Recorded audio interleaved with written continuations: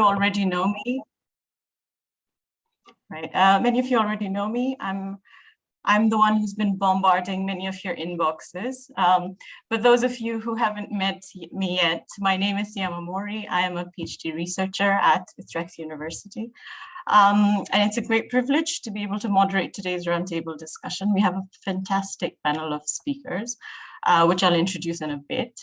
But we've already started recording the session, so I hope everyone's okay with that.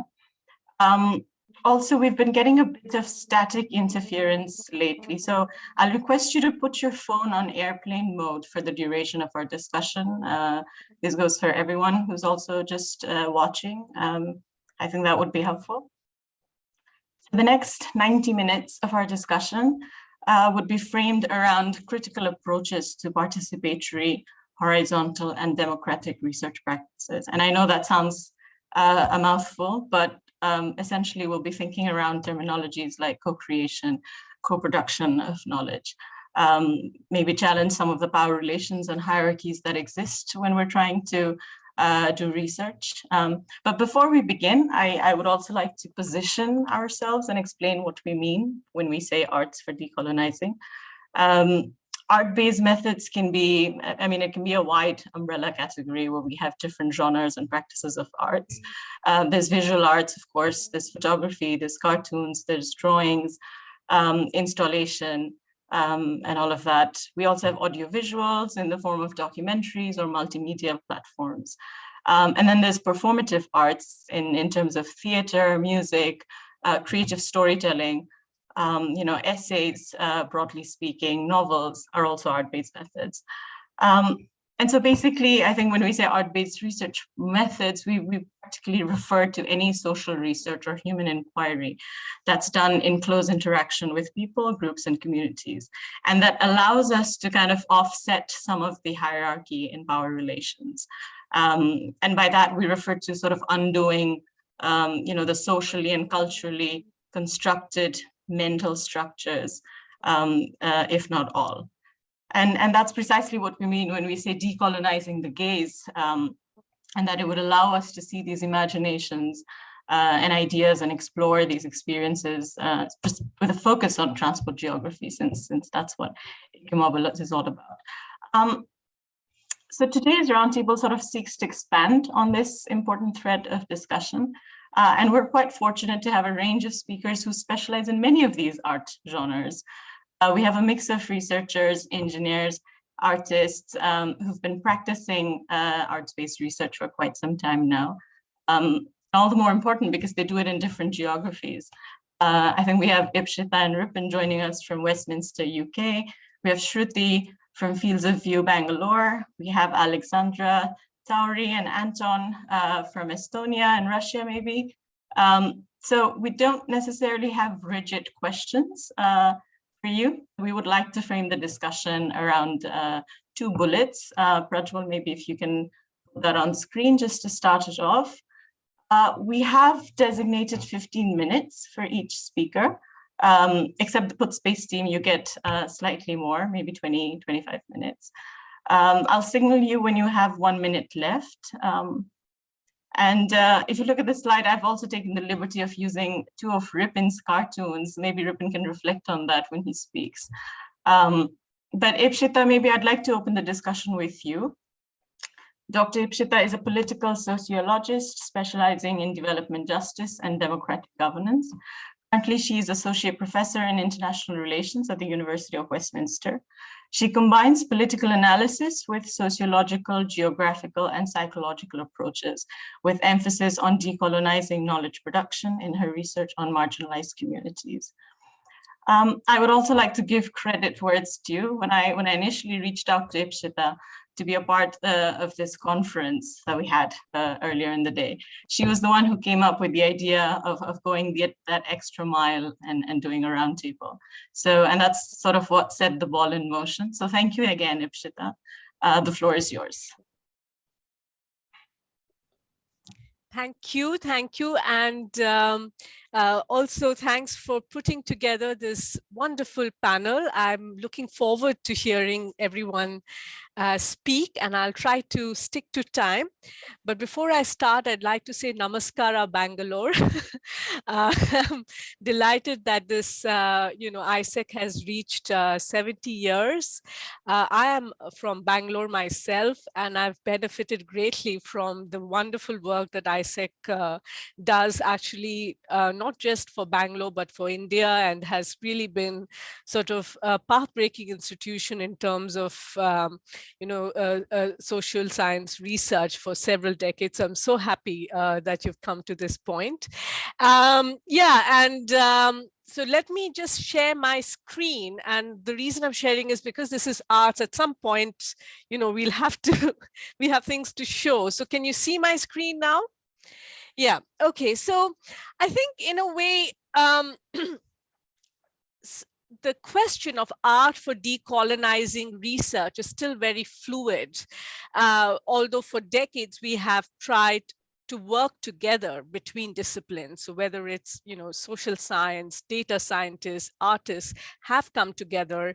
But I think there is now a renewed emphasis in coming up with alternatives to big data, because we are in an age where data is widely also available or collected. But I envisage a future where when we have all this data, what are we actually going to do with it in terms of coming up with new knowledge, which is geared towards social justice, towards development justice. So I think in that sense, this question of art for decolonizing mobility research is still, is highly relevant. And I'd just like to take a couple of minutes to kind of lay the ground. I think the other speakers will bring in more perspectives, and then we'll have an opportunity to really get into the critical questions around this, because it's all very nice to say that we can bring in the arts, but there are also challenges, limitations, questions, lots of uncertainty. But I'll just sort of lay the ground. So to start with, I think this question of decolonizing has become a bit of a, a widely used term. And I think predominantly it's around knowledge. It's around the way in which knowledge is produced with a heavy emphasis on, of course, northern discourses. And if we were to put it very simply, I think, and I think in the area of mobility, it's, it was, I think, the journal article that Tim Schwanen published a couple of years ago. And then, of course, there have been others who followed suit. But it's kind of around three strands. And that's first is, of course, to locate transport knowledge outside of the global north. So to look at, provincialize it, look at the global south, not just as a kind of a misnomer, but really a site from where knowledge can be created. The second is, of course, to move away from the very sort of neoclassical technocentric approach to transport, which is around efficiency and so on, to really, approaches that take alternative insights, especially from the social sciences, from ethnographic research, from understanding the human side of this better, the complexity of it better. And finally, of course, tied to all of this is incorporating informality, because once you get into spaces outside the kind of neoclassical or the Western idea, you begin to confront, spaces which don't fit, the sort of off the city kind of spaces. But I think all of this is still within the domain of knowledge production. But to get there, we still need to think about methods. I mean, how do we do research as social scientists, as political scientists, as engineers, as statisticians, actually I think there's still a lot of room to think about how we do research. And I think that's where decolonizing really begins, in terms of our own ways of putting together projects in this area. And for that reason, I think there is that element of deconstructing knowledge, which is all well and good. And that's a good prompt for us to think about where we get our ideas from. But actually, I think that's done. And we now need to think in terms of the process of how we we're going to go through this journey. So for that, I've sort of think there are 4 areas in terms of decolonizing the process itself. The first, I think, is equitable partnership. I mean, I sit in a UK university, although I'm from Bangalore, but the moment the administration of this starts, it is very highly unequal, the way in which we partner with, academic institutions and civil society organizations in the global South. We do something called due diligence, which I think is a really, really clinical process of looking into their budgets and statements. And I find this an extremely embarrassing exercise to go through. But what I'm trying to say here is that when we're talking about partnership, how equitable it is. And of course, I work with marginalized communities. So one of the questions that really comes up is, I mean, there are participants in my research, but why not co-researchers? I mean, we do research with them, and then our outputs are very different from what they want. I want a journal publication. They want, change in their life. So I think in terms of equitable partnership, there's a big question there in terms of how is the project designed. The second is, of course, co-production, which has become a term which sort of legitimizes most research. So we say we co-produce this podcast, or we co-produce this video, and so on. But I think, yes, that's an important part. And I think what comes out of co-production is something that we have to be comfortable with, because there's a lot of awkwardness in co-production. There's liminality in co-production. It doesn't go as planned. It doesn't fit into what I want as an academic and what somebody wants as a civil society partner, or someone wants just as a member of the community. So I think, there's an element of co-production, which is still, there's an element of awkwardness and ambiguity that we need to kind of embrace as good research. And the third area is data sovereignty. I think that's pretty important. I mean, when we have data, I mean, whose data is it? I mean, if you're taking data from community, I mean, can they use it? Is it usable? And this is where I think arts is so important, because art is also a form of data. I think, other than, the sort of quantitative or qualitative data we collect, I think art is an important form of data, especially if we are involving it, involving co-production.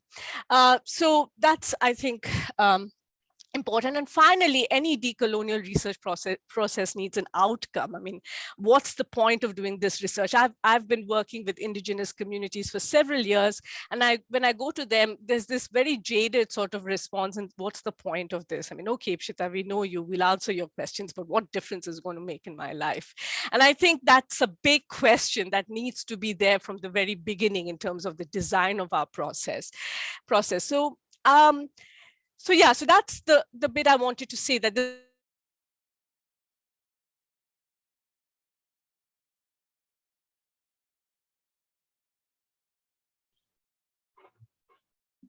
think we've lost her a bit there. Oh.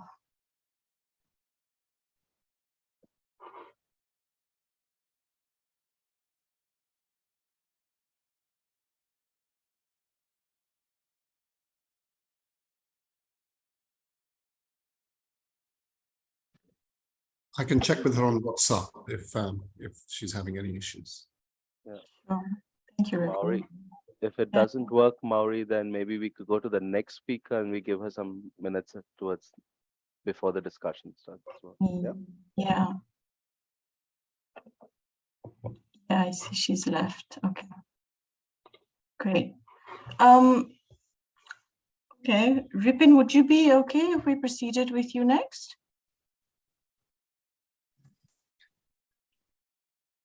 Yes, I think that's Great. fine. I'll be. Maybe I do a Okay. little introduction, and then you can take it from there. That's fine. Okay. I don't have a set of slides prepared, so I'll need to speak verbally, and I'll try and keep it interesting. That's fine. Without any visual aids. But I think we can go with those cartoons. Good job. Yeah. It's a bit of lag. Mauri, can you hear me? There's a bit of lag. I don't know if that's the same for others. Yeah. I think it's Yes, better. I can hear a bit of lag. Okay. Yeah, I think you're Yes. frozen now. Okay, good. So, yeah, I can. Oh, that's strange. It's much Hear you, better. Ripin, now. Yeah. You can hear me? Okay. Yes. Maybe Okay. you can switch off your video. I'll switch off my video. I think that's fine. I think that's all you're going to see. So there's no more, nothing else to show here. There's no nice pictures of books behind me. So you've seen me now. I'm going to switch off my video. Okay. Okay. So All right. So yeah, Mauri, over to you. Yeah. I'll start you off. So Ripin's focus is on urban livelihoods planning and climate resilience. I also follow you on LinkedIn, Ripin. So I know you do this cartoon series on urban planning and resilience, depicting city mayors, almost taking a humorous, satirical jab to sort of challenge these institutions of power and processes. So I'd love to hear how that's been received on the other end, actually. So over to you, Ripin. Yeah, that's great. Thank you, Mauri. I think I have a foot in practice because and also in academia. So I teach at the university 2 courses: one on urban risk and resilience, and on environmental policy and climate change. And one of the areas I'm very passionate about in research is around urban ponds, but water scarcity and so on, and resilience. You know, believe it or not, in all these, even in water-related issues, transport and mobility is an important issue. It just keeps coming up. And there is, in the professional circuits, there's a lot of jargon. There is a lot of still trying to establish what the key agendas are. When you discuss mobility with people, all kinds of issues come up. It comes up into very long lists and so on. But I think the closest topic in mobility that we've been working on closely with is actually a co-research project with Dipshita around how the mobility sector workers performed in the pandemic in India and in Bangladesh. And I think that's where we looked at it. And also, you mentioned at the start, Mauri, a series of types of visuals or visual aids or art-based methods. And one amongst them that I would like to add is maps, because we did find that actually maps and mapping comes very naturally to a lot of people. I mean, when I started my career 25, 30 years ago, one of the first things we learned in planning was action planning, where you went down with communities and helped them build a full map of the community together. And it was amazing how quickly everybody took to a pencil and started to draw on a piece of paper to show which bits of the neighborhood they knew about and where were the facilities, where were the no-go areas, and so on. And those techniques of asking people to draw and even sketch it out were brilliant. It came up with some amazing ways that people presented their imagery. And actually, I think that democratized things quite a bit, because they were able to express things, but also it showed that everybody had a slightly partial picture and a unique perspective on the same neighborhood. And we kind of struggled to make one map of it all. And this is what I try and reflect in the cartoons a little bit, because I find that you can look at, if you have 3 or 4 characters in any image, you can tell a different story from any person standing in that image. Some years ago, I applied to the Arts Council of England. I made an application where I said that, you know, I see a lot of work by cartoonists and there are never enough disabled people in it. Or, you know, there's only able-bodied people. In this case, I mean physically able-bodied people in it. And you never show people on wheelchairs and having crutches and so on. And Arts Council sent me a very polite reply to my application, rejecting it, saying actually, in this case, cartooning is a craft and not an art. So you should apply to the Crafts Council. They dodged the entire issue completely. So I think what I find with cartoons is that you can take some stances. You can also start to see things from various perspectives. And I think the big key difference is interesting. You picked up these 2 different drawings, but I tend to have a little bit of a bias, and I always think if it's an ethical concern that I have or some other tension that's coming up, but most of the time when things are wrong in the city, I tend to use a male mayor. And when things are appreciative, I use a female mayor. I think it's partly because I'm seeing from doing my work in cities that the female mayors are tending to do a lot more good work. And so maybe that's just depicting reality. Now, in terms of mobility related research, I'm feeling just coming back to the two things I picked up. One was maps and one was these cartoons. I think they're very different in the way we use it. Maps tell people's stories in spatial terms, where they operate. In COVID times, what we learned from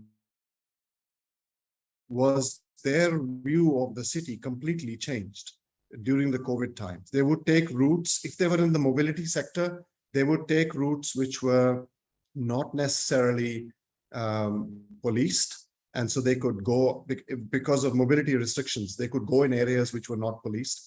And they started to chart out new territories. They could move around freely a little bit more.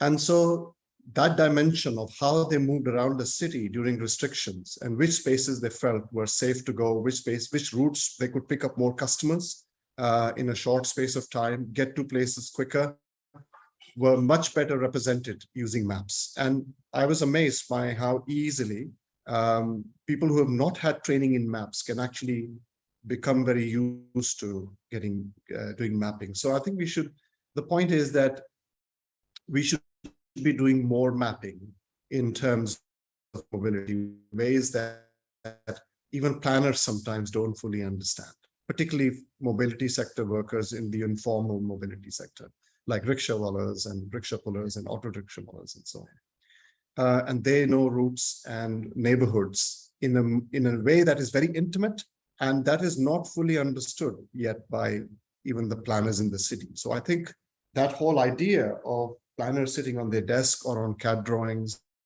planning how the mobility in the city will work, they can draw a lot of lessons and learning from working very closely with mobility sector workers in charting out spatial routes on how the different transport, at least at the neighborhood level, should be organized. And because we have cities now moving more and more towards walking and cycling and so on, these kind of appropriate routes, optimum routes, really need inputs from grassroots workers in the mobility sector to be, to be properly workable. So I think that's how I interpreted the word decolonizing here, because in this case, the trained professionals are kind of colonizing that space around mobility. But I think the research can help bring the informal perspective, informal mobility sector perspective, using maps to the planners themselves. And planners do understand maps. If there's one thing they understand is maps. So that can be a fantastic bridge. That art of mapping can be an amazing bridge between planners and informal mobility sector workers. Now, coming to cartoons, I think one thing I enjoy doing in cartoons is because you can actually compress a lot of space into a single frame. For example, in the top cartoon, I don't want to overanalyze it, but I think at the same time, you can actually show quite a substantial bit of landscape and things happening within a very small frame. For example, in this case, the embankment's washed away and the mayor is simply been taken away on a tire because there's no boats that are available. And somebody contacted me about this cartoon and said that can they use it in one of their innovation sessions within the company. I'm going to use a word which is not a swear word, but I'll explain what the abbreviation stands for. They said that we are looking at removing crap from the innovation processes within the company, and crap in this case stands for completely random administrative procedures, right? So that's the word that they were using in that. And I think they were pointing out that often we have rules which are completely bureaucratic. They don't really make sense for the informal sector, for the informal mobility sector, and mobility sector is really important to disaster management and resilience. Because if you got flooding, if you got earthquakes, you do rely on people, or even cyclones, getting away from the site of the disaster. So in this case, the idea was that you want to, the colonized space is all about bureaucracies and how things should run and how proper procedures should be followed and so on. And there are studies which look at how, if you go by every single procedure in the proper bureaucratic way, it can take an awfully long time for things to down, for things to be understood, or even even used by the various users in the informal sector. And then the second cartoon below is an example, simply because a colleague, a friend of mine, suggested more people will use mobility of the public transport kind if you were to show really high quality infrastructure used by people of every type. That was what they asked me to kind of, somebody just texted me and said, could you draw that? Because the big issue we are facing is in the public transport sector, is people who are very wealthy or in very high paying jobs are not seen always to be using public transport. So it was a depiction of that. And I think, so just coming back to the original point, we feel that the mobility space has been colonized in many ways by perception. And cartoons, for example, can bring together and compress space and time a little bit and depict things that are either happening and very real, or in the future can be done a little bit differently. I don't see many ethical concern. I think people do take, I hope no person in the transport sector comes and hits me on the head for drawing them in a cartoon. But cartoonists do suffer violence, and there have been some terrible examples of that. But I'm hoping that I would not be attacked in public for that. But I do find that it's a very free space to depict ethical issues, tensions, and concerns about mobility in a very free way. As long as you don't make it malicious, it can be an excellent medium to do that kind of research. And it generally, from the kind of people who've sent me comments on this have come from all walks of life, not necessarily from the mobility sector or academia, but I'm always surprised by the reactions I get. They're almost entirely unpredictable. And so that encourages me to do more of it. I think I've kind of said all the things I said, so slightly in a more rambling way than I expected, but I'll pass it back to you, Malvi. Thank you. Thank you, Rip. Very, very layered discussion you had there. It struck me how thank you for bringing maps and community-based mapping into the conversation. But I think you've also introduced the gender and class dimension in your visuals, and how you sort of accounted for that.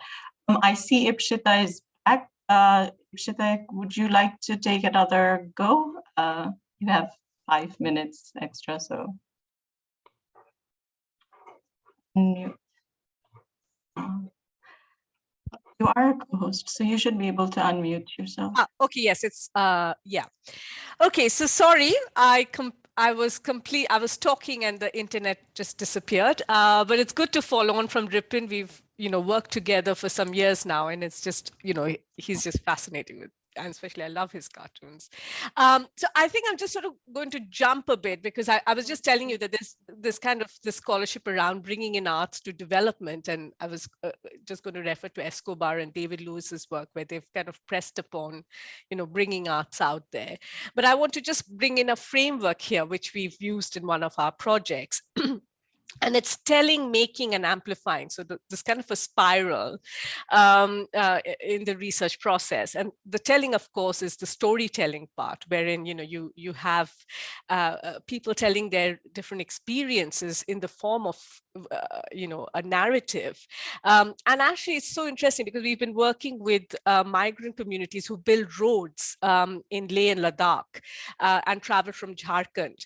And they have, always, and especially during the pandemic, they were stuck. They were sort of abandoned, actually. And then this whole sort of civil society campaign started out to rescue them. And this major airlift mission was sent out to bring them back home to Jharkhand. And many of the, and actually the real issue started from the airport, where the chief minister came to meet these migrant workers, because they then narrated their stories of how they are treated to do a job of great national importance, because they build border roads, and it's of course strategically become more important for India. So they had all these stories about, the BRO, the Border Road Organization, about mates and so on.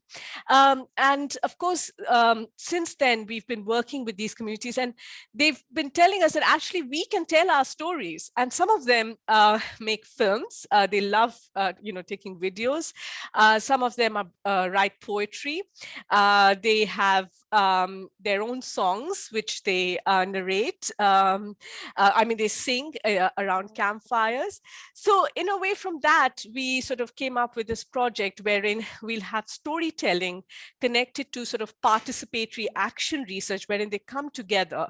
Because you think of these migrant workers as people who are sort of clubbed in this workspace, but they come from very divided ethnic groups. They are scheduled tribes, they are Dalits, they are women, they are men, they are Muslim, they are Hindu, they are upper class, they are lower class. And then suddenly they're in this workplace holding different roles. And there's never been any attempt to actually get them to do some sort of research which builds a kind of a shared consciousness between them. So the second part of besides the telling of their stories, is the making part, where they come together through these participatory action research methods, reflecting on their sort of video diaries of their everyday life, and doing these creative artifacts together, and also making films together. So they sort of said, give us a little bit of training in documentary filmmaking, and we'll shoot films, and then you can turn it into a film. And of course, all of that helps us in terms of amplifying discourse, because you would know that in India still, the way in which we narrate the experiences of marginalized communities is still quite limited. I mean, we do have a lot of reporting, but it's so divided across different sort of ideological and political lines. So really, there's this then becomes a second part of the media and communication. And I just put this image here. So we're still sort of getting material out from this project, but I just wanted to quickly share and open out to others now, really, is something that we did in Colombo. This is a British Academy project, and it's Slave Island, which is a part of Colombo that's really threatened, since it's the center of Colombo's turned into a business district.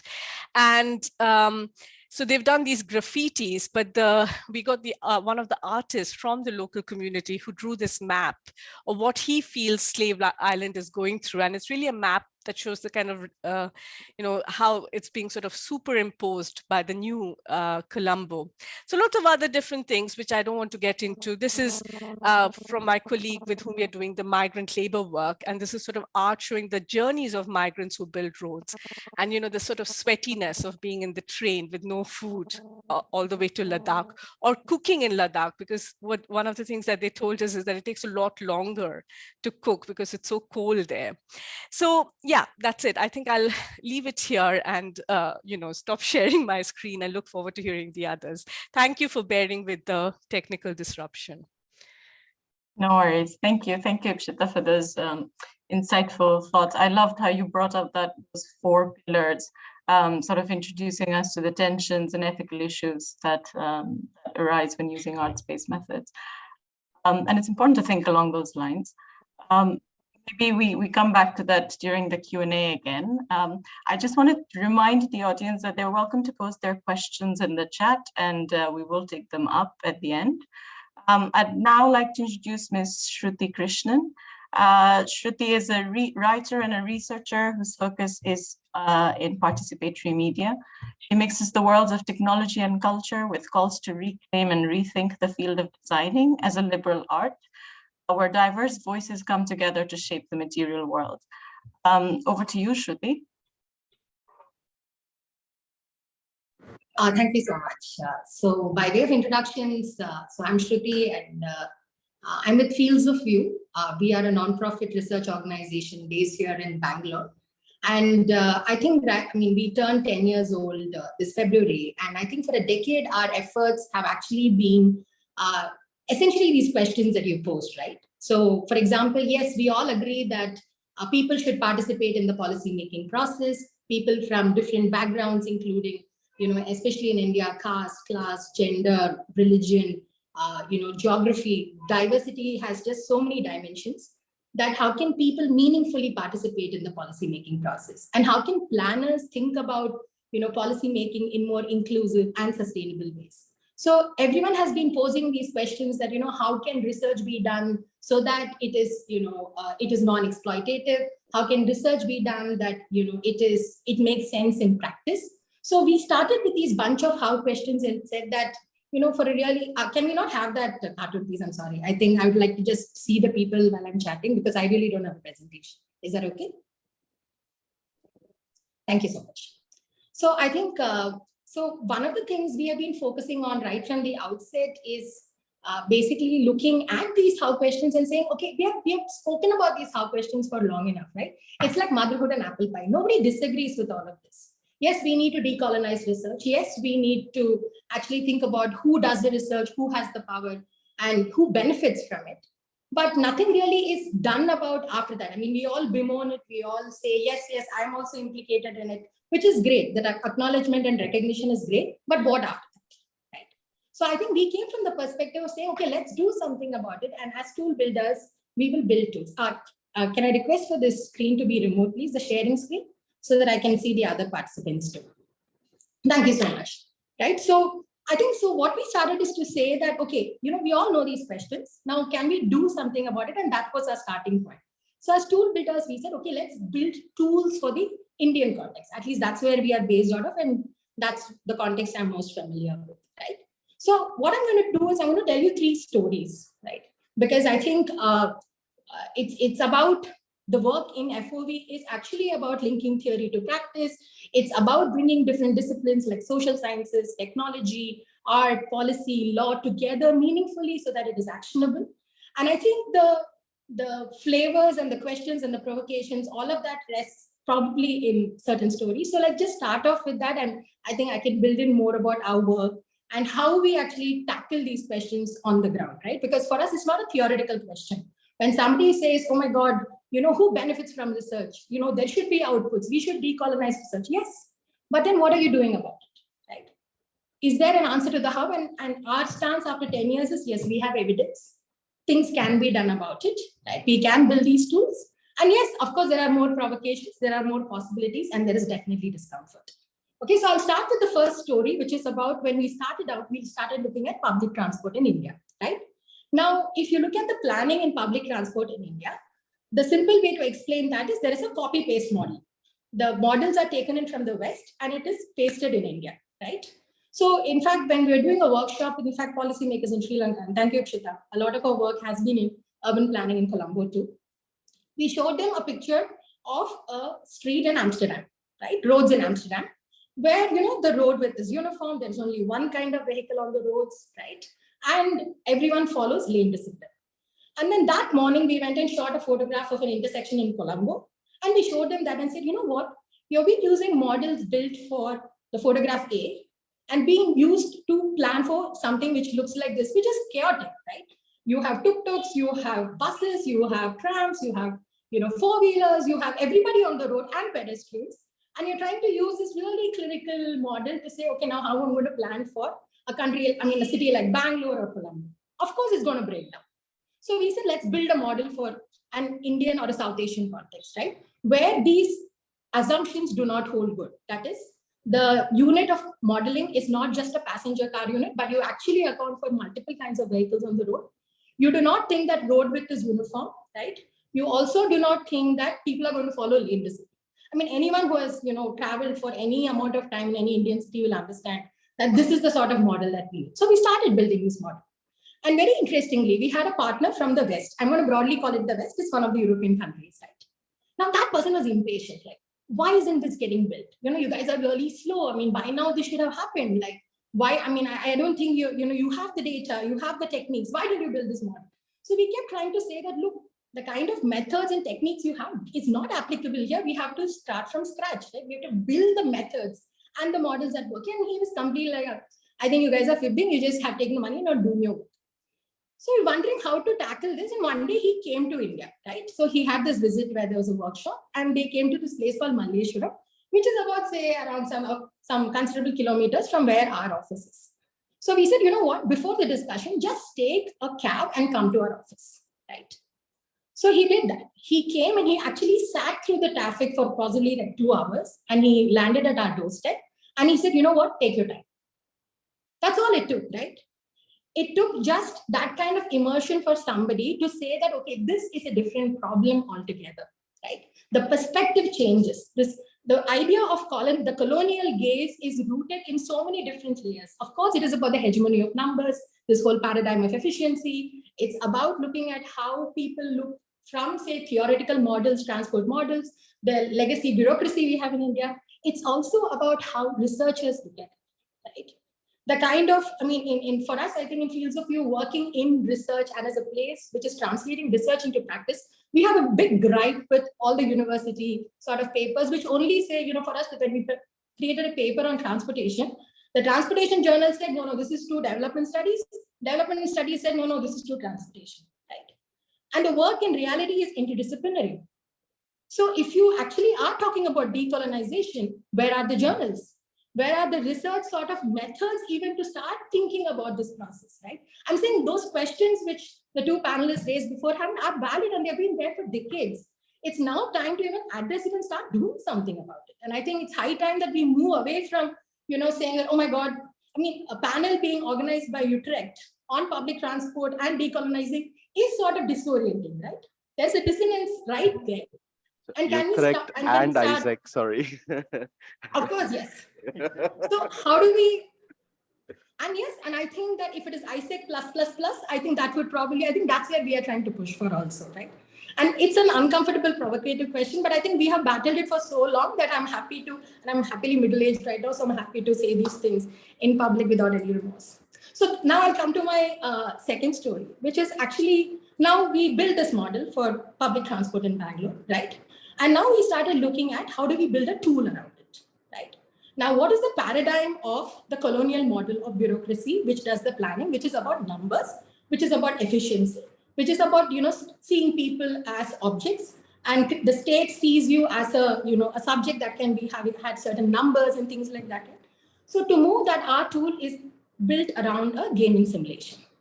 Right? So we bring in arts in a way to say that, what if you play with planning? Right? If we give you a model of the world and we let you play with it, what are the options that emerge? You're not then going to be siloized into thinking, oh, I need to make efficient either say vehicles or your fuel or fares or fleet, right? You're going to think about people.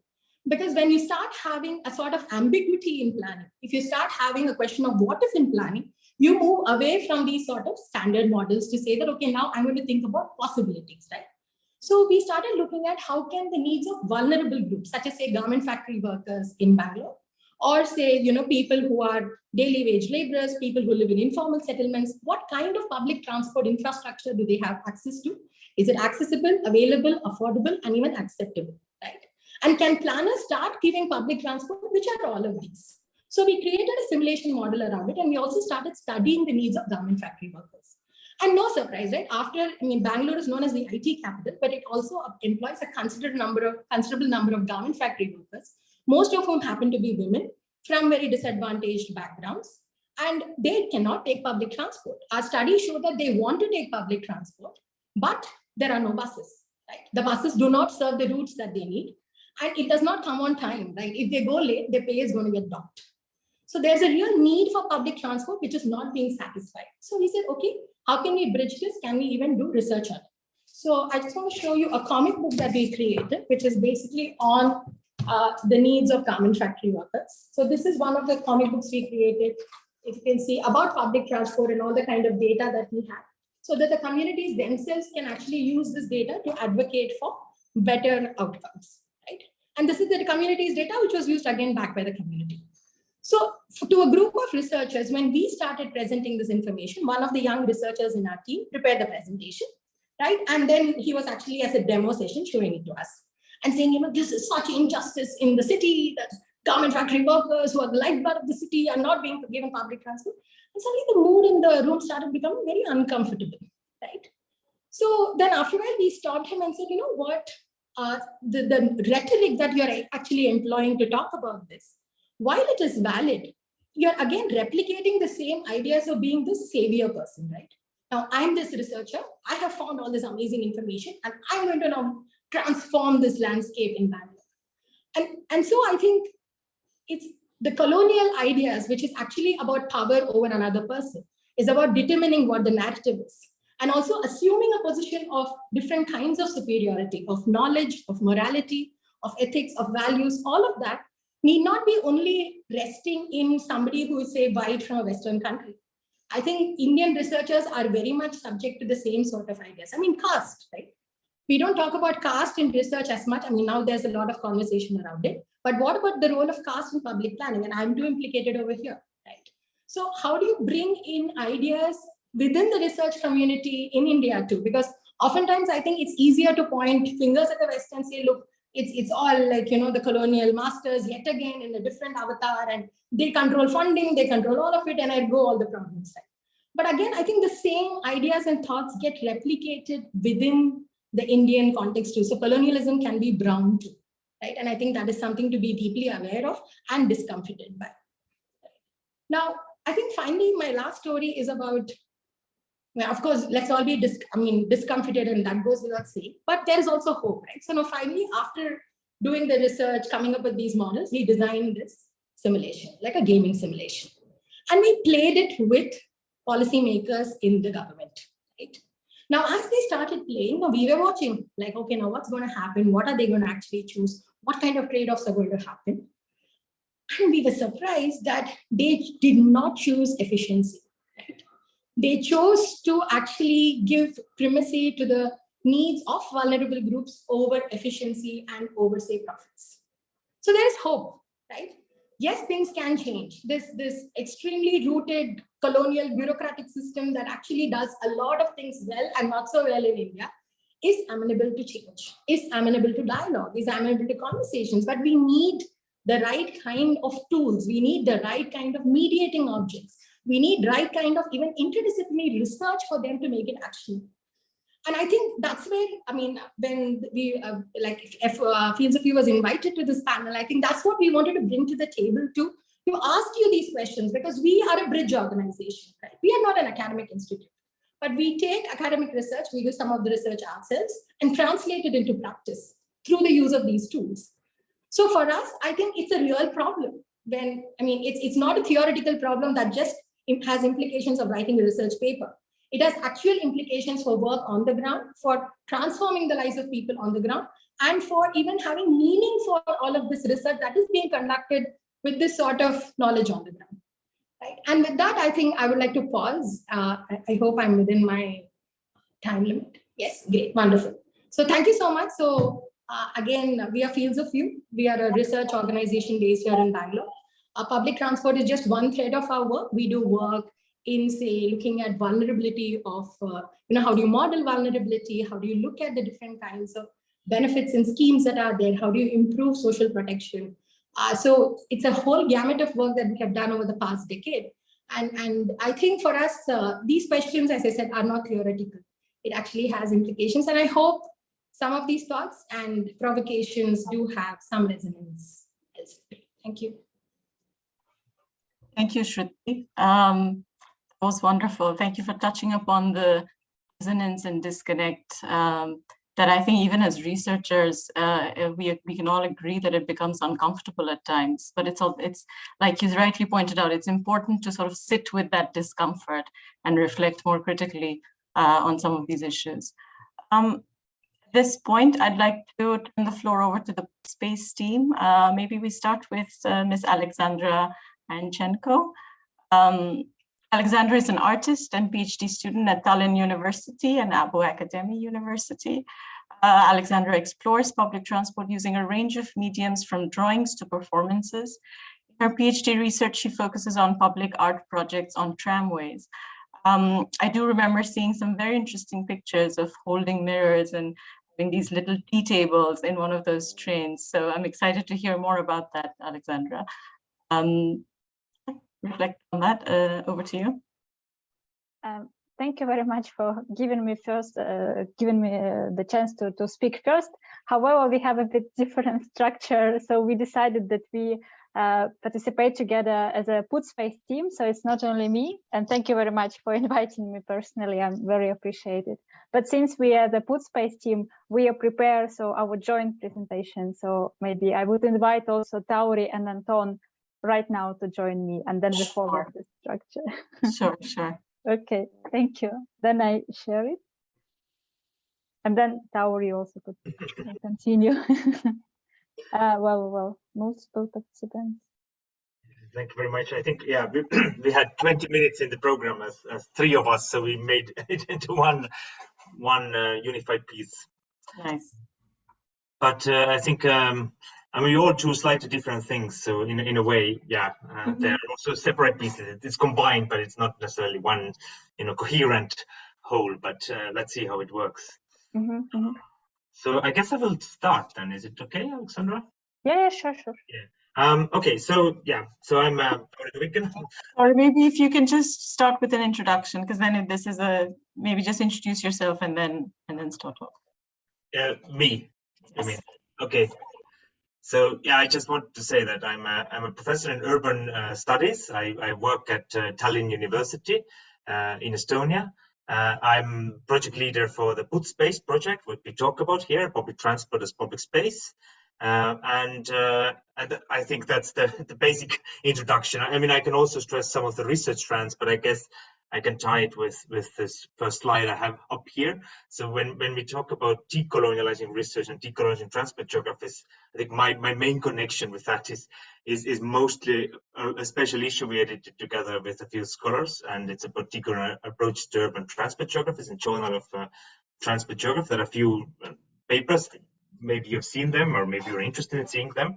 Otherwise, I'm working about post-Soviet and post-socialist studies, and we can, I think, forever raise questions of how that relates to decolonial or post-colonial studies, and what is the relation with post-socialist and post-colonial, for instance. And I guess, but that's a bit of maybe separate questions. But basically, so that's saying there's a certain East-West divides in Europe as well, where parts of Europe are more dominant than the other parts of Europe, considering the histories, etc. And I think that's one of the part of research I am personally quite interested in as well. But if you look at this paper, I mean, I think we had already a nice introductions about what might a decolonial approach to transport geography mean, and I think that Ipshita made a nice threefold distinction, which we also had in our paper. But basically, the main thing is a move away from northern technical and formalist approaches to transport geography. And if we build from the framework, I mean, what Walter Mignola has advanced as well, of linking modernity, coloniality, and then sort of moving towards decoloniality, then we can actually see the decolonizing transport geography as, tied to this three related and counter-hegemonic shifts. And one is precisely the geographical one. So it's a move beyond the global north. So it's sort of, different perspectives, different geographies to pay attention to, but that's definitely not enough. There's also a question or an epistemological shift, which is beyond technocentric transport studies. And third, there's an empirical one, which is beyond formal systems. So this, we don't assume only the formal systems to be the one that are valuable for planning, for instance. So, of course, it's about paying attention to diversity of social, cultural, and political facets of each context. And actually, in this kind of understanding of decolonization, it also means decolonizing methods. and moving beyond technocratic approaches, including modeling and forecasting. And I think we have heard a lot about decolonising methods in the previous talks.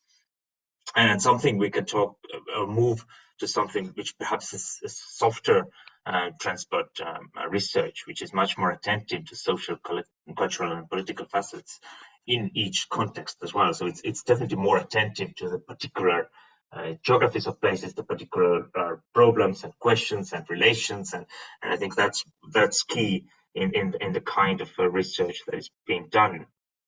And of course, it's about looking into different disciplines and form of knowledge. Of course, the form of knowledge, we're also talking about local, indigenous, traditional, practical, pragmatic, these kind of forms of knowledge as well, beyond the pure academic knowledge. But it's also about questions about other disciplines. And I mean, of course, transport geography is dominated by engineering and transport economics. So what I've been interested in is combinations with anthropology, ethnography, even literary studies and cultural history. And so moving really to different fields of humanities and social sciences. And that's here where we get to the project. We have the public transport as public space. And Alexander, you can change the slide. Yep, thank you.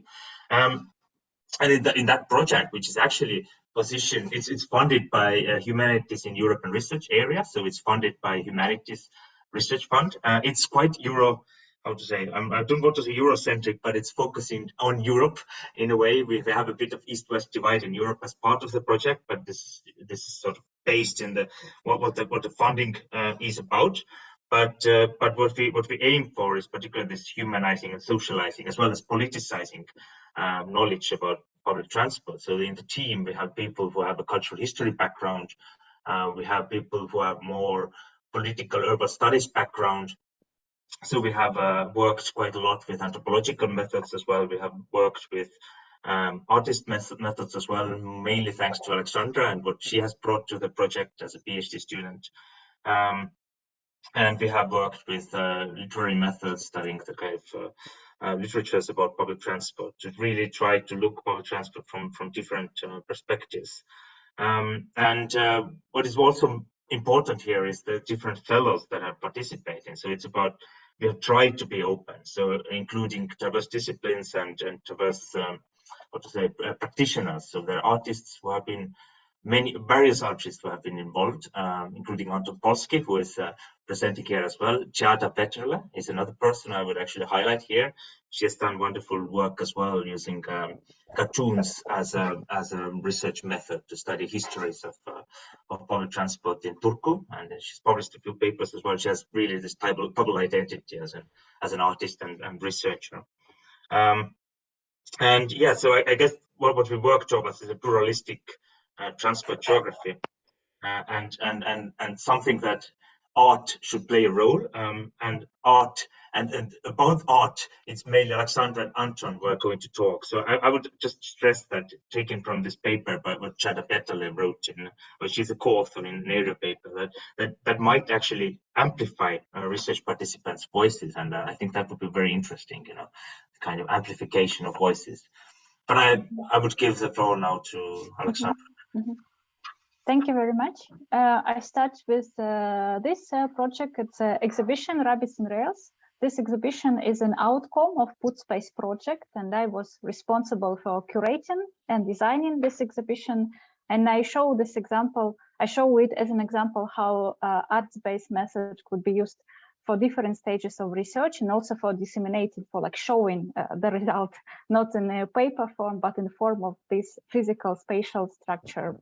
It's mobile exhibition. It has been shown in 3 places already, in Belgium and Estonia, then in Italy, and in next year it's going to be in Germany, and then maybe somewhere else, we don't know. So this exhibition meant to be mobile, like to be on display in different places. So, and you see it has a shape of a bus, of a vehicle, so it's kind of, even the visual shape conveys the idea of the exhibition, the concept. It also has a virtual version website.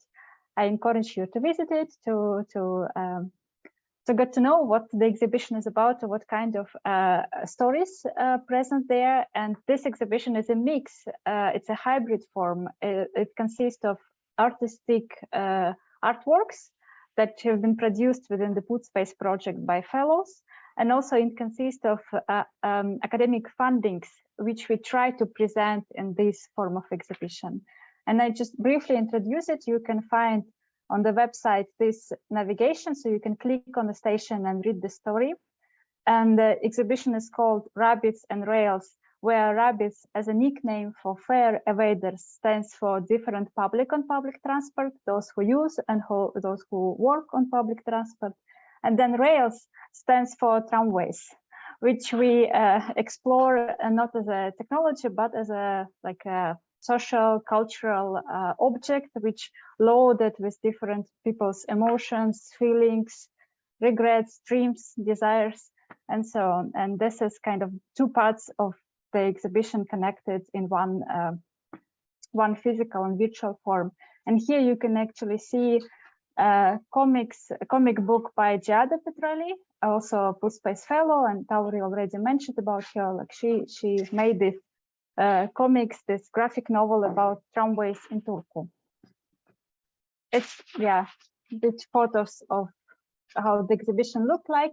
There are some interactive elements, so visitors can not simply read text, but they actually can do something with their, so it's interactive elements.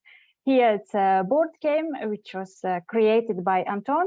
I think he will say something later on about this. The board game is based on public transport routes in Tallinn, and actually it's kind of combines the social nature of public transport and the efficiency of transport route. So I hope he will explain more. So that's the project that we did all together at the Put Space team. And then I go on talking about my own practice, what I'm doing as a PhD candidate and also as an artist. And before I start, I just like to make a maybe important distinction between arts-based methods and artistic research. Arts-based methods, they usually understood as emerging in the 1970s in frame of the qualitative methods paradigm. There's a need for new methodology among researchers, and also could be some technological reasons behind it. Like back then, the portable video camera became available, so maybe the researchers, they possess a lot of tools that were used by artists, photographers, video makers, filmmakers, and so on. And also, as we all know, artistic methods, they can give tools for exploring some emotional experience, experiential practices, the sensorial level, something that might be difficult to grasp through the traditional methods. So this is what we know about arts-based methods. So they emerge from the side of academia, whereas artistic research as such emerged from the side of art, or at least from the side of art universities. The process happened a bit later. I'm talking about European context only, for better, for worse. That's it happened when the art schools became an integral part for education system. So they had to compete with academic universities, with other universities, and the competition was also for funding. And then so the art schools have to also prove that they are doing research, but also it's a different one, it's artistic research. It's one of the reasons behind this, this phenomenon to appear. But of course, if you look throughout the art history, you see that artists, they are doing their research anyway. So there are many artists who are great philosophers and theoreticians, like, I don't know, Kazimir Malevich, for instance, and so on. And then in artistic research paradigm, there is also arts research on art, which is basically art history inquiry, research for art, some research like inventing new technologies for artists, and research in or through art. So in this case, I'm an artist who is doing academic research in the field of human geography and mobility, not exactly as a researcher who is adopting art methods. So I think kind of I would position myself like this, because I start as an artist working with transportation, public transport, before I actually enter the academic field and the PhD program. And so my current PhD is about atmosphere, some tramways, and methods I'm using. So they are methods, so they are my parts of my artistic practice is performances and sketching, on-site sketching. I start with the performances. There are two. Oh, I think yeah, just to give enough time for Anton also. So this performance we did back then in Tallinn. We tried to explore through the performative walk the atmosphere of the non-existent tramways.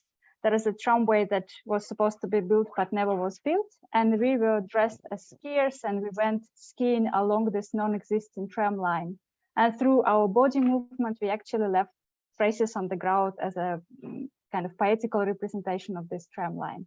And maybe Tauri could also say something at the end because he was a part of this walk. And the similar performative walk we did back then in Turku. I already mentioned the city. They closed their tramways back in 1970s, but they still remember the tramways. And I walked also along the former tramway routes, trying to kind of draw this non-existent tram line. And the second walk was I was together with a group of people, and then it became like kind of a collective action. It's not an individual performance, but rather like we gather together to walk along non-existent tram line. And another method I'm using, it's called on-site sketching. It's artistic practice, very common among artists. It also could be seen as an ethnography tool. It has some benefits, such as it requires attentive seeing. You can notice something unusual while you're drawing. It's also body engagement while you're drawing. You can also draw not only what you see, but also how you feel in the space. So this is kind of, this tool gives you access to the, so to say, the sensory level of the space. Particularly public transport, I draw on board tramways and then on tram stops, and sometimes it entails some social interactions and encounters, so people got to talk to me. In my research, is not really an emphasis, but I know that sketching could be a tool to get, to talk to local people who can actually tell more about this public transport space and their usage. So the last project, recent project I drew along Tallinn tramways. I visited each 40 tram stops, and I kind of created a lot of drawings together with textual notes and observation of like my experience of the tramway atmosphere. And also I'm finishing that this method of sketching could be used not only by me as a trained artist, but also by non-artist researchers. And I did several workshops. One of them was back in Germany in Putzpace Symposium, when we went all together on the trams and we used sketching, and then we assembled this pop-up exhibition. So the method of sketching became for us as a tool to access the atmosphere of tramways in the city of Görlitz and the way how we feel it. And then while we were assembling it, it also became kind of a research process. We were discussing over our drawings and why and how we use this tool. So this is from me. And you see here Anton, who was a participant of our sketching workshop. And from this moment, I invite him to jump in the presentation. Oh, sorry, this is zoom in for the drawings, and this is for Anton.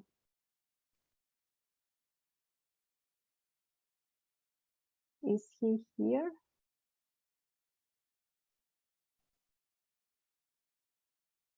Can he unmute himself? Is he?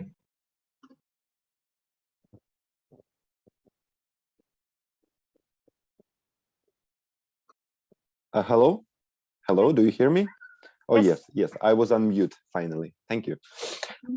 Thank you. My name is Anton Polski, also known as Make is my nickname. I started to do graffiti in late 90s, and then I was doing some other stuff like public art and other things in public space.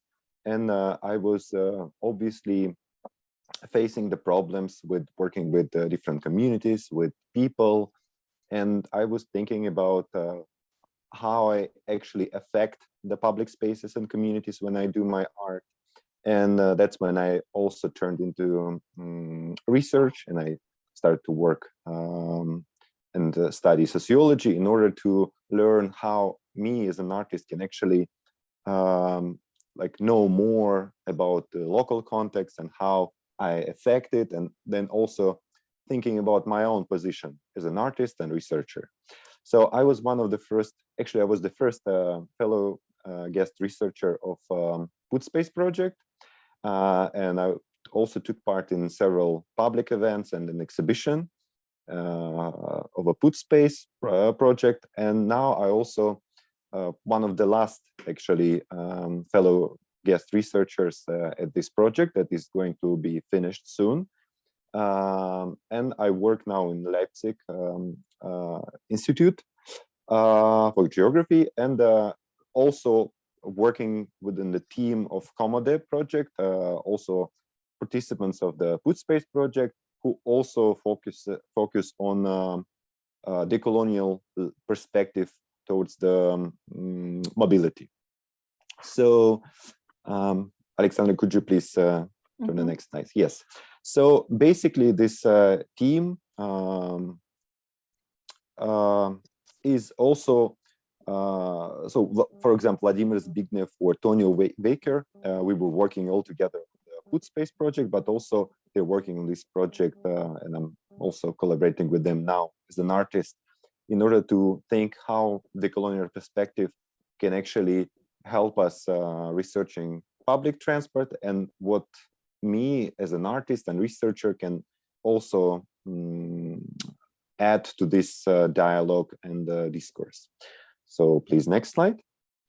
So yeah, we have different projects, and my colleagues, they've been working on different projects in Central Asia, in Georgia, and I also think, and we discuss it, how actually the colonial perspective can be used for researching and rethinking public transport, and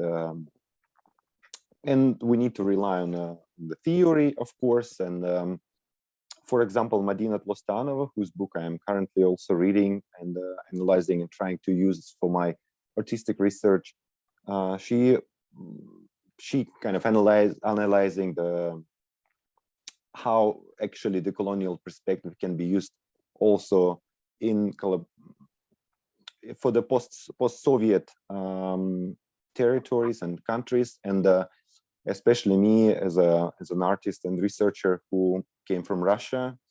And yes, and so it's the Madina Tlostanova also pointing out that in more convenient and conventional ways, researchers, they don't question their position. So basically they use certain tools to analyze the context and to do their research. But for the colonial perspective, it is really important to also think about your own position in the research, and the same for the artistic research and any artistic work in the public space. So, and it's in the current, having this in mind, it's hard to ignore my own position, because during the current war in Ukraine, and in terms of mobility, that I actually had to leave Russia recently, and actually thanks to Put Space project, the Put Space project basically saved me, because the very first day I came to Leipzig now to continue my work on the Put Space project, the mobilization was started in Russia, and now I basically became a refugee during this time. So and also in the Soviet, for the post-Soviet territory, and for the Russia now, it's the colonial perspective has become really important in terms of analyzing the past of the Soviet time and the relations between Russia and other countries. And Estonia, for example, can we turn to the next slide, please? So it's all kind of related to what's going on in my life also, and I perceive it quite emotionally as well. So we start to work all together for the project Lagna tram, It's exactly where Alexandra and Tauri were skiing a couple of winters ago. And it's an interesting heritage also for the Soviet planning, because this line is supposed to be a Soviet tram line, and in the neighborhood where mostly currently Russian population and diaspora is living in Estonia. And all these topics, they were politicized nowadays in a really dramatic way, when the borders are closed and where so many tensions and so many kind of hidden stories and guilds and I don't know, so it's really emotional, personal, and it's also hard not to kind of think about the past and relatives and relations between us. So yeah, it's a big topic, and it's sometimes really related to mobility and transport when we move from one space to another. And in this situation, it's also kind of have different layers. So let's continue with another slide.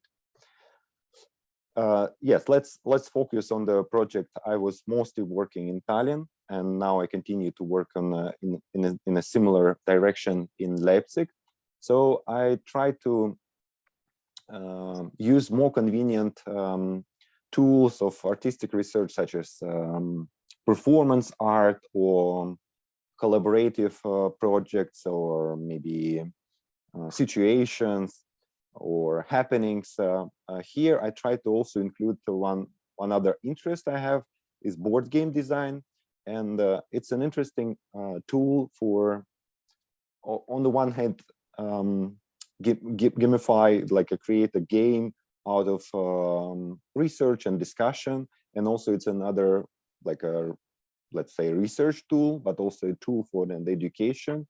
So as you've seen in the previous slide, Alexandra was showing, it was shown in museums of transport, also to show the social interaction between different groups of people and the geography and history of the city. So the next slide, please. Yes, that's just one of the performances I've been doing in Russia, which is also related to the position of artists and people. So in what sense I was bringing my discourse by giving this spontaneous lecture on contemporary art in public space, and what kind of discussion we had, analyzing such interventions or see the reaction can also lead to an interesting insights about artistic research and raise questions about how it can be decolonized. And I think the next slide and the final slide. So yes, and yeah, I want to also maybe tell about this research I was doing with my colleagues and students in Moscow, where we also analyzing new transport infrastructure that was made in Moscow, on the one hand, to discipline society in a way and create infrastructure that is built around concepts and ideas probably came from the West on the one hand, but on the other hand, we were mostly focusing on the daily life practices around this new infrastructure.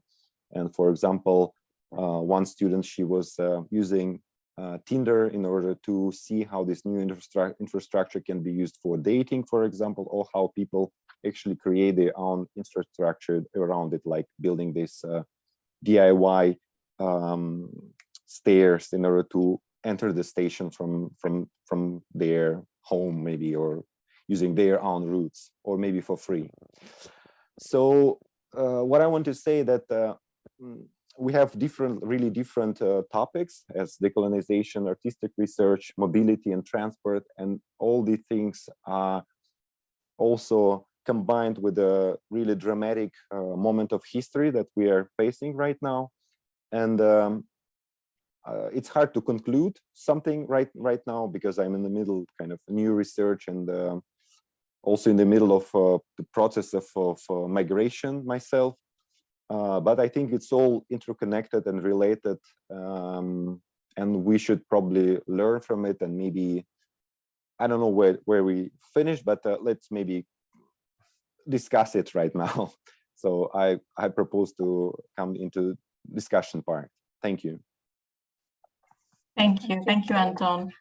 Thank you, Tori and Alexandra, for sharing some of the examples of performance art that you've been involved with from Putspace.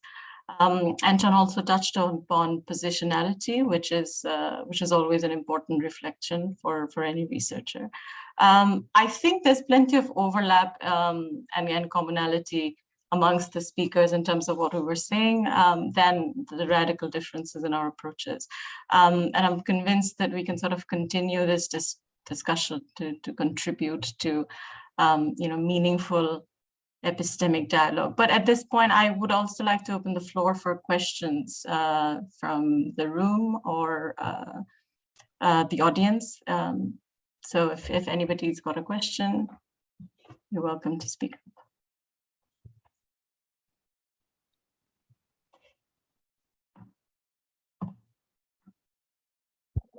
Are there questions in the chat?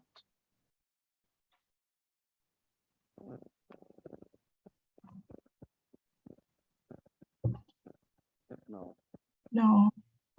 No, unfortunately, I think Shruti has to leave at 5:30, so that's something she's still here. Yeah, she's still here. Okay. May I perhaps ask then a question to, I don't know, Ipshita or Ripin as well, or if that's okay? Yes, please. Sure. Okay, I was just, I mean, one thing I've been interested also in our project, how much art can be, how to say, liberating or equalizing, means of equalizing between different participants, or especially, I mean, I'm not the person who's able to draw much, right? And within our project, when we were doing some of the kind of rights and public transport and drawing the atmospheres, of course, I very much like the way that Alexandra framed it, right? That it was something that we could almost draw with your body moving on a tram, and you sort of feel the space in that way, right? But I still wonder how much, people would be probably uneasy to draw some things, or there would be some sort of power, how to say, power dynamic still at play when you have some sort of drawing means, right? And when you use it as a way of collaboration. So I just wonder what is your experience in when you have been working with people, that do people sense it as liberating, or just, or it gives another layer of actually feeling like you're being unable to actually communicate via drawings?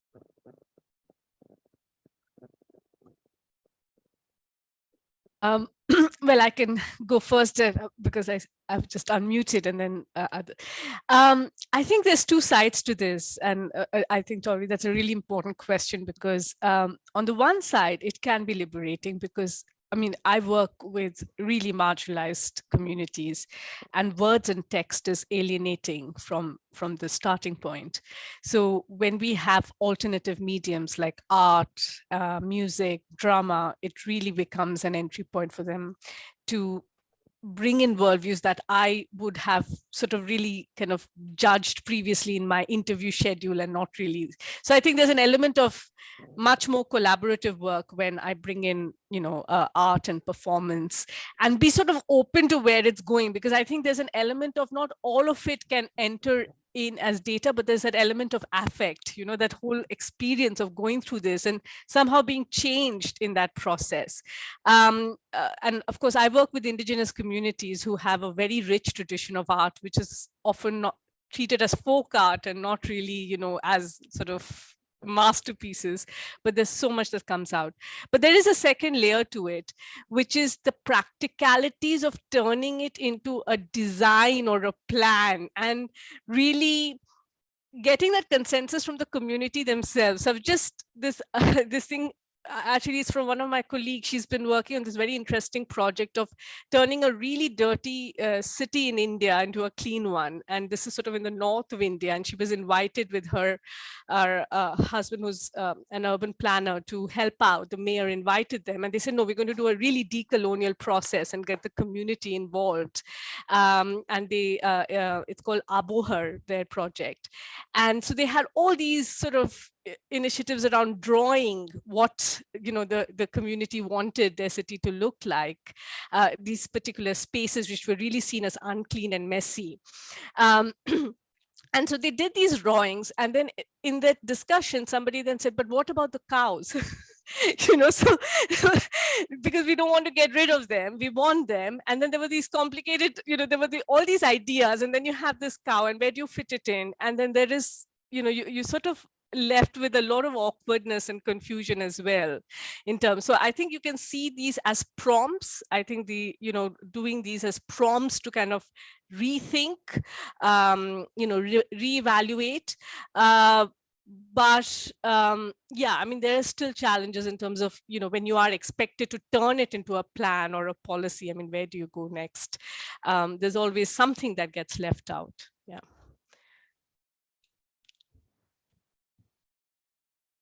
I have a question in general linking to Tauri's question is that, I mean, I come from a very kind of an ethnography, qualitative methods kind of an approach into this. And like a lot of our focus on research is the voice and how their experience, and experience then what we reduce to words in our transcripts and analyze it, right? So that's one dimension of that process. And I think art actually pushes us to look at other experiences in terms of participatory drawings or storytelling or narrative, where the researcher is not pushing the topic, right? So in that way, that brings in a bit of that squeamishness also, in the sense of we're trained to keep everything very neat and tidy and all that stuff, but it makes it all more messy in that process. I was wondering, in this process of bringing art and artistic expressions into it, where is the role, or what is the role of interpretation over here, and who's interpreting what in that process? I don't know.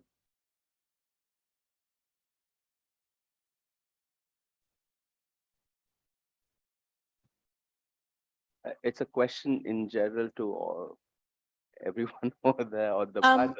I think Ripon and some others are not able to unmute. So if they're unmuted, they'll probably respond. So yeah, so I don't want to jump in. Yeah, there you go. Yeah.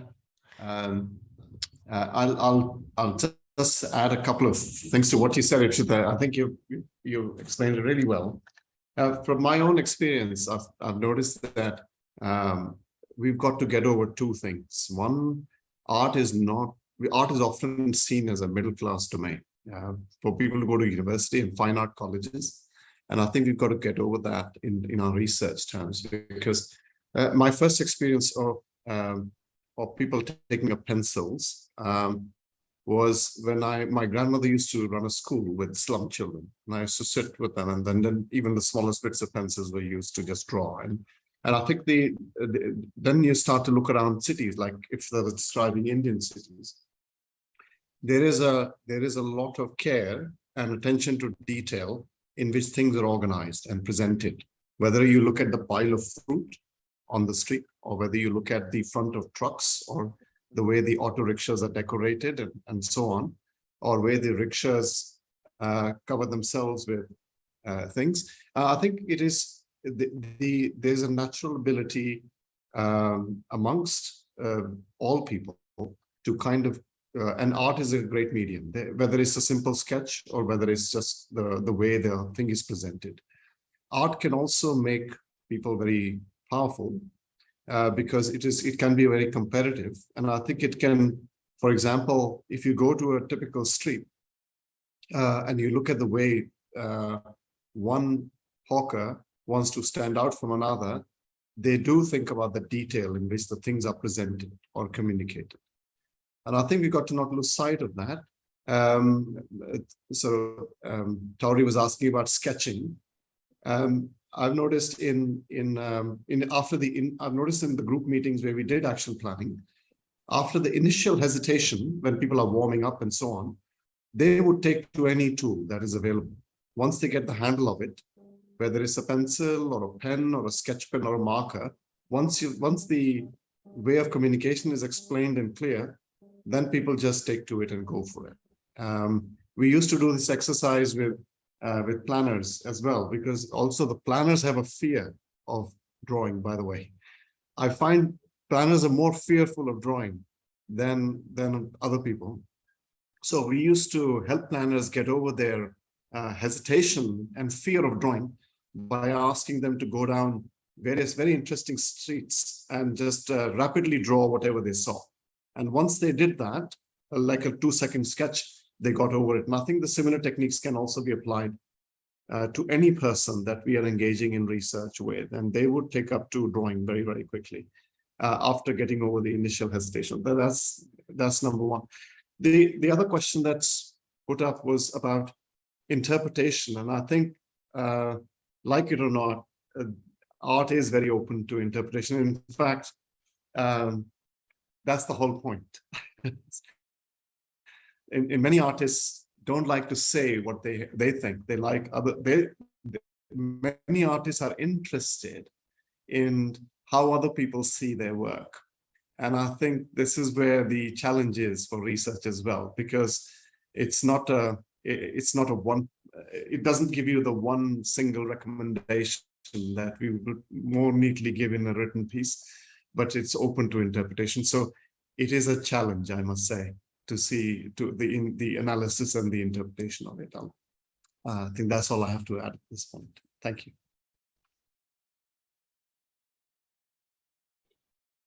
May I also reflect on both questions? Yes, go ahead, Alexandra. Yeah, about liberating and about interpretation. I just finished another workshop with other students. We were applying two visual methods, photography and sketching, for the field work. And then we're discussing the difference between the two. And my initial understanding was that sketching is very accessible. You just need a pen, a paper, so just very easy, rather cheap. But then I was thinking that drawing has this aura of art, then it might kind of push people away. They say, oh, you have to spend a lot of hours to master drawing. Then in this sense, well, maybe using your smartphone is way more liberating than drawing. But then if we stop approaching drawing as art, or you approach it as just some natural activity like kids do, then it becomes you feel easier, that, oh, you can play with it. And then it's immediately shifts your mind in a bit different area or domain. And this is what I try to do in these workshops I gave, sketching for non-artists, forget about the art thing. Let's use it for our purposes, as a tool of expressing yourself. And then again, coming to the question about interpretation, in these workshops we did, we went drawing, and then afterwards we gathered together and we reflect on what we did, and we try to provide interpretation of what we did, and look at other sketches and discuss. And then when we put an exhibition of our drawings, we actually open it for interpretation for the public. And then there was discussion on this exhibition. There's another layers of meanings also emerged. And although back then we were a rather small group of researchers, we all, we were part of the same community. But if we open this exhibition for general public, for people who use trams in the city, then it would be another layers of feedback and interpretation. And then it would be on and on. So yeah, but I also agree that interpretation is art. It's a topic that everybody has right to interpret this artwork in any way. Yeah. We're slightly over the time limit, but if nobody has a question, I would ask one. I'll wait if anybody else. Okay, I'll go ahead and ask. I was interested to hear if you've faced any animosity or hostility from the participants or just spectators out there, because the kind of art some of you were mentioning were more immersive, right? So you were sort of performing in the public space, in the public eye for that matter. So if any of those confrontational scenarios arose, and how did you sort of deal with it? I'll just go and then others can, I'm sure it's all Thinking, yeah. percolating and it's coming in. So I'll, okay, so let them, yeah. I've had two experiences. One is in Bangladesh, wherein there's been this big initiative to sort of, digitize land records. And I think it was a EU funded project wherein they were trying to see how that's all going. And the person on the project shared a very interesting experience. He said, they went ahead and did this survey in most of the villages, but there were 2 villages that didn't let them do it. And they had this saying in Bangla, which basically is, I'll say it in Bangla, but I'll translate it. Jekhane jorib hoy, shekhane goribi hoy, which basically means where there's a survey, there will be poverty. So basically in communities, there's a sense that if there is this kind of very alienating questionnaire survey done, there's going to be something really bad that's going to follow. So we're not going to participate in it. On the other hand, if you can bring communities in whatever way, you do the kind of participatory action research methods, the community asset mapping, all of that, there is a sort of buy-in from the start. So there's, I think, it goes without saying, but I have had one negative experience wherein actually this was with my colleagues, because we were trying to do this kind of decolonial method around what is it to be working within a UK university, which has a kind of a colonial, a legacy. And we all had to bring in something which told, a hidden story from our life. And there were some people there was one individual who sort of was quite confrontational, said, why are you doing this? Why are you making us bring this, to this forum and share these very sort of personal things through these objects?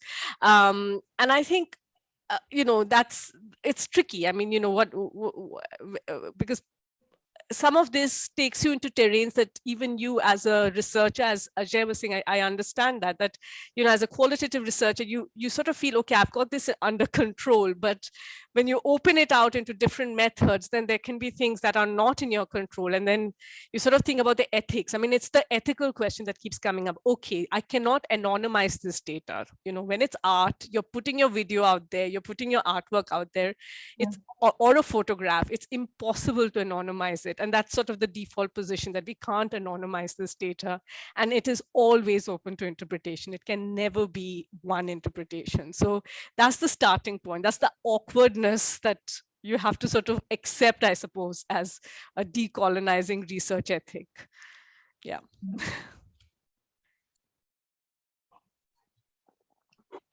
Can I maybe quickly add something as well? So thank you, Alexandra, for make this distinction between researchers using artistic methods and artists doing research.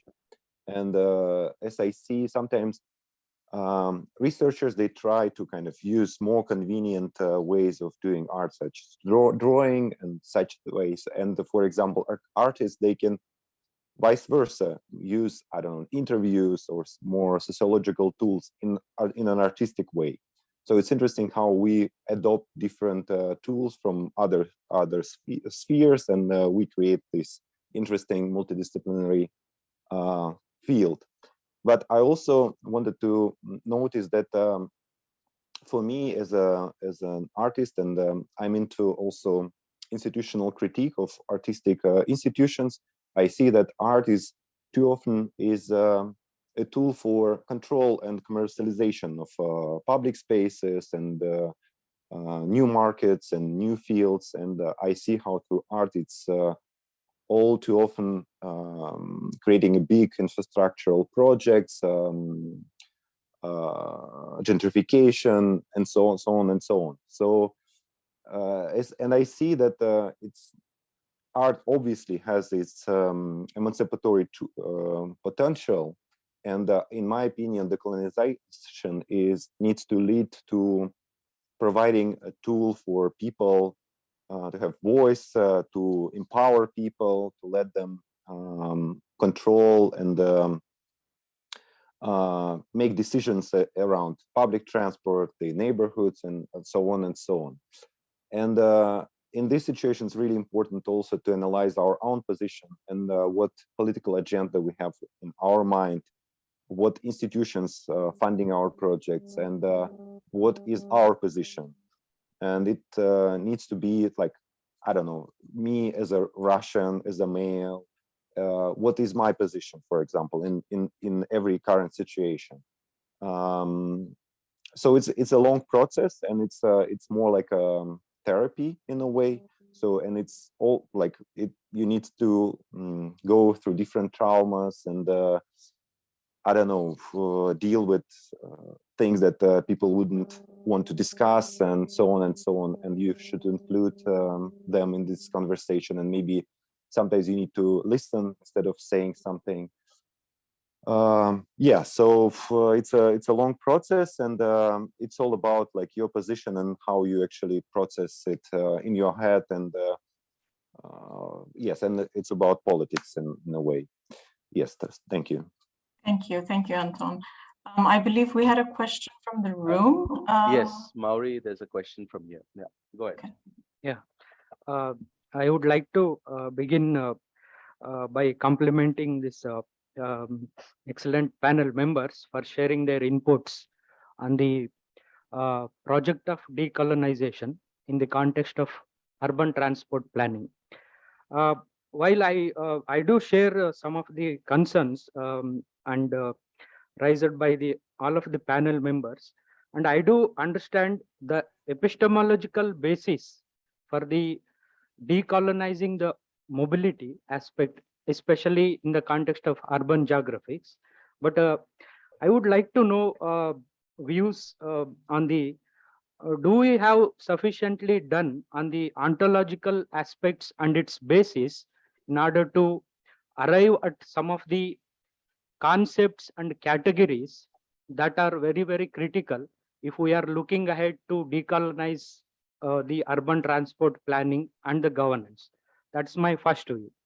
And my second point is that what is the value addition that the arts-based methods that is bringing on the floor to the methodological toolkit for the researchers? And my third point is, what are the criticisms or the critical concerns with regard to the data relevance and the validity concerns that has coming from the art-based methods? So these are my concerns. Thank you so much. I think the whole idea of using art into those things is to go away from this discussion on validity, and this thing is to get this experiential element into it as well. But I'll let the panel also go for it. Do you all have to have a short answer because we're slightly short of the time? Does someone want to react before we close? Ripin, I think you had something to say. I don't know if you wanted to react to this or it was something different. It was something different, but I'll wait until this question has been addressed. Thank you. I guess, well, the first question. I mean, if you talk about decolonizing transport geographies, right? Then we also talk about, yeah, it's not about methods or epistemologies only. It's about concepts we use. And okay, I mean, if you want to, we can talk about ontologies as well. And there's a bit of an urban studies which actually pays attention to ontologies as well. I mean, it's otherwise I would say, you know, maybe not. It's rather not going maybe that far philosophically necessarily, but it's a question of, I mean, I guess more pragmatically thinking, it's a question of how do we, you know, what is the position of different concepts? What is the, I mean, how do we approach them? For instance, I mean, informality is a good example. Like, is it something that, you know, there's a lot of attention now to also turn it, you know, vice versa. So to look informality in the cities of global north and to see it as a sort of normal or basic way how the cities are organized. So there's a bit of so it actually, you know, shifts the the tension of what really, how do we understand something, right? How do we understand informality? What is its meaning in cities? So I think that's very useful. So in a way, yeah, I think theorizing back is definitely one of the approaches. It's not just the way we do research, but it's also the way we exactly think, conceptualize, what kind of terms we use, what kind of concepts are actually used, what kind of theories are used.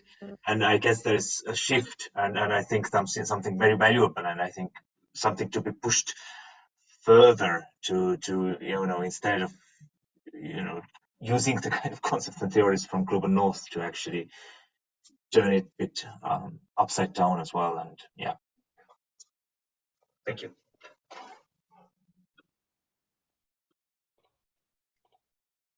Thank you, Ripon. You can have the last word, and then we'll start wrapping up. Certainly wouldn't want to have the last word, but I'll just make a very quick point. I think there are a couple of, just from a practical point of view, for researchers looking at decolonizing using art-based methods, is a very simple barrier, but it's a significant one, is that research journals do not readily accept visual material. It has to be mostly text-based. Diagrams are just about making it, and tables, but other visual material, other methods, videos, etc., don't necessarily find a space very easily. So that's something to think about. I think it should be on the agenda, because various journals should start to consider as background information some of this material. The other barrier is connecting the discussions you're having on the ground with, the kind of people, for example, Imshita was mentioning that she works with in the groups and so on. Very difficult to have discussions around theoretical models with those groups on the ground when discussing using art space methods. That's something else to think about as well. I don't have any solutions, certainly not the last word. So I'll stop here and pass it back to you. But I just want to raise these 2 points as potential barriers to think about. Thank you, Ripon. At this point, I would like to hand over the floor to Professor Ajay, sort of ask him to tie it all in and maybe give us some key takeaways, and also close the session. Thank you. It's a tall order at 10 minutes to 6, but I'll try my best. Now, first, I would like to thank all the panelists and to start up this discussion. It's not an easy discussion, and that's as what Shruti said, it makes us uncomfortable. It makes us rethink. It really helps us rethink our position, reflect ourselves, question each other's positionalities in that sense. But that's good, because that kind of helps us to unbox ourselves from the routine way in which we're doing research so far.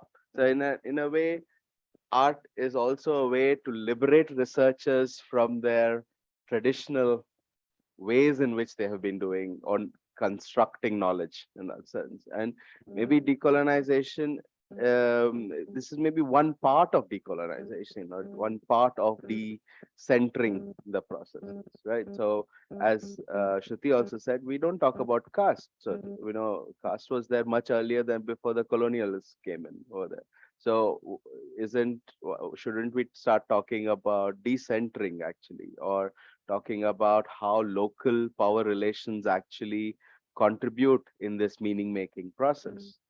Or and my question there when I asked about interpretation was also in line with these discussions that we're having in terms of who's making this interpretation, who has that right to make the interpretation, right?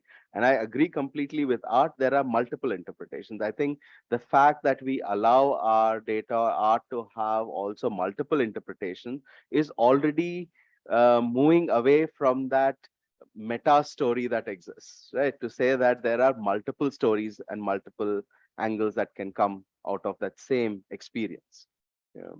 And I think this discussion is something that we should continue having. I was fortunate enough to witness the exhibition put up by Alexandra in Brussels and walk through that. What I liked a lot was that she also had a board where people could come and write down their expressions, and these were like random people walking through not people participating in the conference, but just people coming into that particular center and writing their point.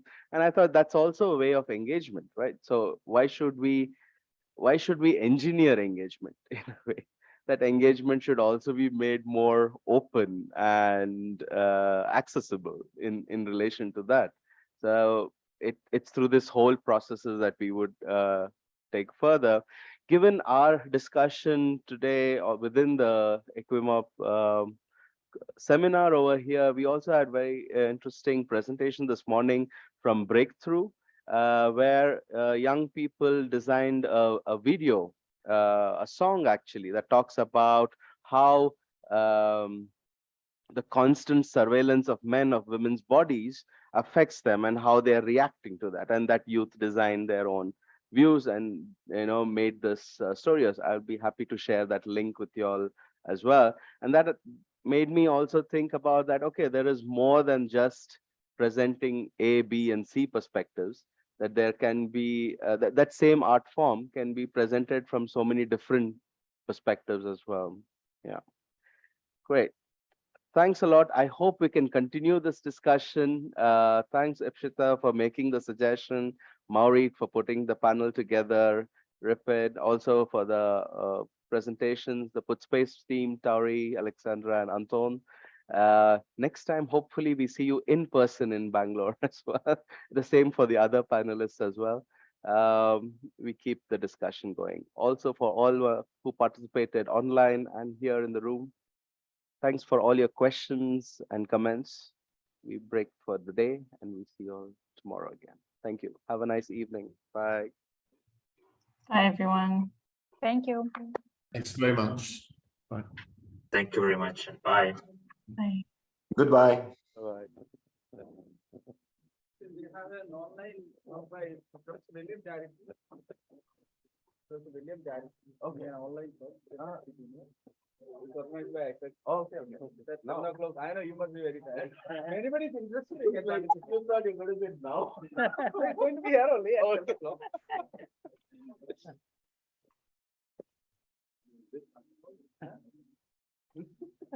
I am the seminar coordinator also here. You should then. I have